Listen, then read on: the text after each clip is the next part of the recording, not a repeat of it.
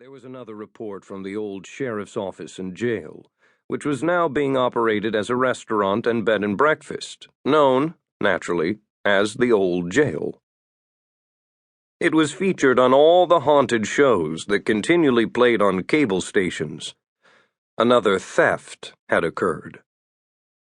The 19th century office and jail sat next to the Gilded Lily, while the Paris saloon and the old stables were across the street. While it was small in comparison to major tourist destinations like Tombstone, Lily had made something of a comeback.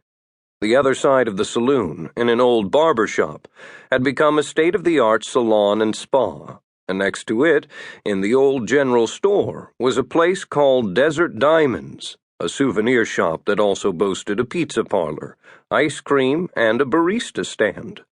It was also a small museum. Grant Winston, proprietor, had been around since practically the Dark Ages, and he displayed his old newspapers and artifacts in a special climate-controlled room in the back. Main Street was hopping as a tourist destination. The old stables offered horseback riding, day tours, and haunted night tours.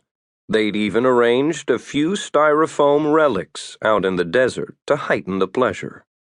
Shaking his head at the marvels of modern commerce, Sloan paused for a minute.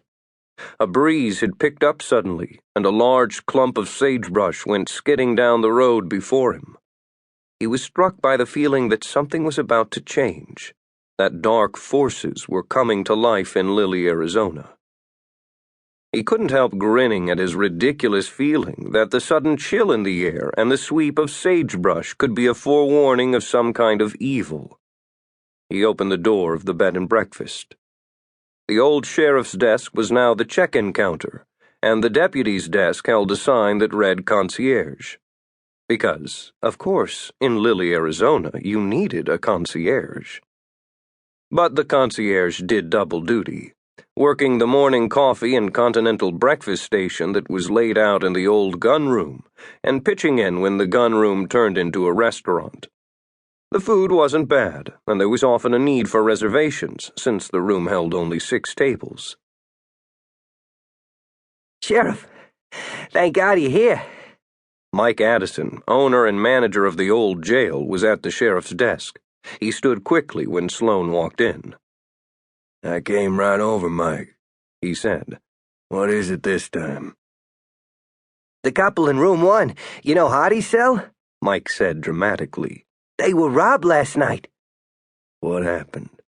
They woke up this morning and their wallets had been stolen. I wouldn't believe it myself, Sloan, if they weren't such fine people, and if they weren't so honestly upset.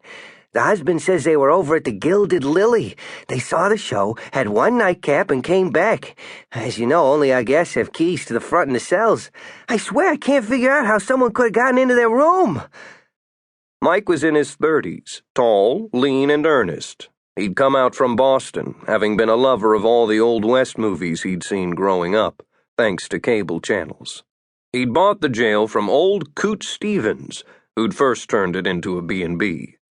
Mike had worked hard to maintain its historic aspects and make it a nice place to stay. While the rooms were extremely small, they'd started out as cells after all. They featured beds with luxurious mattresses, exceptional air conditioning, and tales of the outlaws who'd lived and died in the area. Some in the cells, and some at the scaffolding on Main Street. "Where are they?" Sloan asked. The breakfast room. I offered to spike their morning coffee. They were so upset. Jerry and Lucinda Broling. Sloan nodded and went in. The walls were covered with various weapons and rifles dating from the early 1800s to the 1960s. The tables were stained wood, which gave the place atmosphere and was easy to clean. The young couple in question certainly looked dejected enough as they sat at the table, heads bowed and shoulders slumped. They appeared to be in their late 20s. Jerry Broling glanced up with hope in his eyes as Sloan entered. "It's the sheriff, honey. He'll do something. Everything'll be fine, you'll see," he said. Lucinda, a blonde with cornflower blue eyes, smiled tremulously. She'd been crying. "How do you do, Sloan Trent," he said, introducing himself. "So,